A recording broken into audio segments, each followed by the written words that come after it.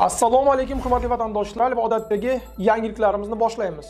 Boshlashdan oldin katta iltimos, meni ko'rayotgan bo'lsangiz, podpiskani bosinglar. Podpiska bizning kanalimizga rivojlanishiga juda ham yordam beradi. Iltimos, shuni bosib qo'yinglar. Moskva hamda Moskva oblasti va Sankt-Peterburgdagi hamyurtlarimizga 10 yillik stajiga ega ishonchli dokument xizmatlarini taklif qilamiz.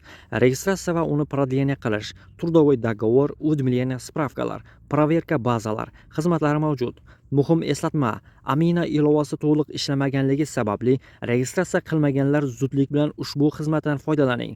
Hoziroq ekrandagi raqamlarga qo'ng'iroq qiling yoki WhatsAppdan yozing.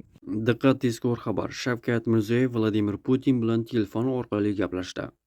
Assalomu alaykum qadrli mehmon, videodan to'liq xabardor bo'lish uchun videoga like va podpiska tugmalarini bosib qo'ying.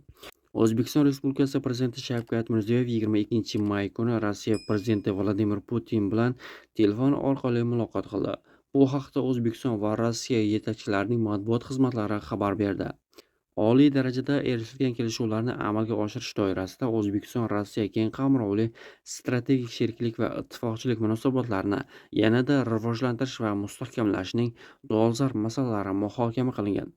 Turli darajalardagi samarali aloqalar mamnuniyat bilan qayd etilgan. Parlamentlararo ishbilarmonlik va madaniy-gumanitar almashinuvlar faol rivojlanmoqda.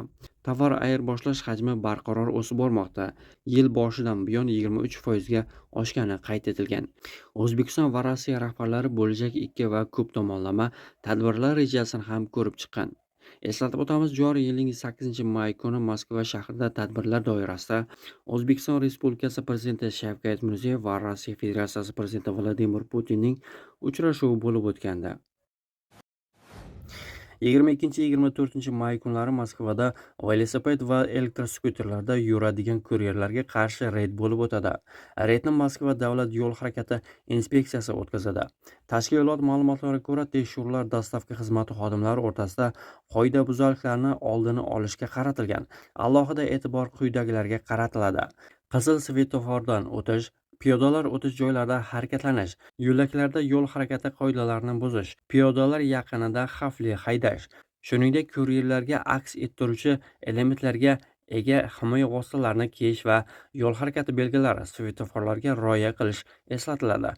Haydovchilar va dastavchilarga ushbu kunlarga ayniqsa ehtiyot bo'lish va albatta hujjatlarni olib yurish tavsiya etiladi.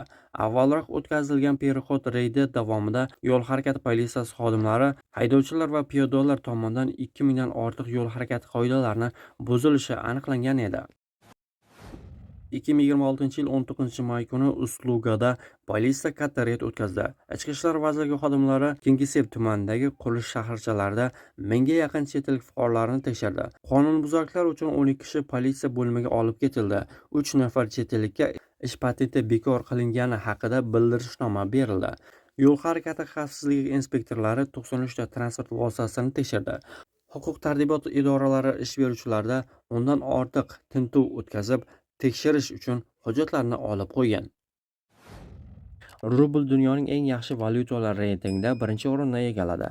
Aprel oyi boshidan beri rubl dollarga nisbatan taxminan 12% ga mustahkamlanib, dunyodagi valyutalar orasida eng yaxshi ko'rsatkichni namoyish etdi. Rossiya banklararo bozorida savdo ma'lumotlariga ko'ra, 2023-yil 7-fevraldan beri birinchi marta dollar kursi 71 rubldan pastga tushdi. Meadows Motor'ning yangi qoidalari sentyabr oyida kuchga kiradi. Rossiya migrantlarning tibbiy ko'riklari haqidagi ma'lumotlarni uzatish qoidalarini o'zgartirdi. Yangi hukumat qarori 2026-yil 15-mayda imzolangan. Ilgari klinikalar xorijiy fuqarolarning sog'lig'i haqida ma'lumotlarni test natijalarini olgandan keyin bir ish kuni ichida Ichki ishlar vazirligiga yuborar edi. Endi esa muddat qisqartirildi. Yangi qoidalarga ko'ra, tibbiyot muassasalari tibbiy ko'rik natijalari olgandan keyin bir ish kuni ichida Ichki ishlar vazirligining elektron tizimiga ma'lumotlarni uzatishlari shart. Yangi talablar rasman 2026-yil 1-sentyabrdan kuchga kiradi. Hozirda Rossiyada taxminan 6,5 million xorijiy fuqaro bor. Faqat 2025-yilda 3 milliondan ortiq odam tibbiy ko'rikdan o'tgan. Endi Sog'liqni saqlash vazirligi tizimidagi ma'lumotlar Ichki ishlar vazirligi ma'lumotlar bazasiga ancha tezroq o'tkaziladi. Rossiyada migrantlar uchun tibbiy ko'rik o'rtacha 5 mingdan 7 ming rublgacha turadi. Tekshiruvdan o'tgandan so'ng chet elliklarga QR kodli elektron hujjat beriladi. U 12 oy davomida amal qiladi. Rubl dunyoning eng yaxshi valyutalar reytingida birinchi o'rinni egalladi. Aprel oyi boshidan beri rubl dollarga nisbatan taxminan 12% ga mustahkamlanib, dunyodagi valyutalar orasida eng yaxshi ko'rsatkichni namoyish etdi. Rossiya banklararo bozorida savdo ma'lumotlariga ko'ra, 2023-yil 7 fevraldan beri birinchi marta dollar kursi 71 rubldan pastga tushdi.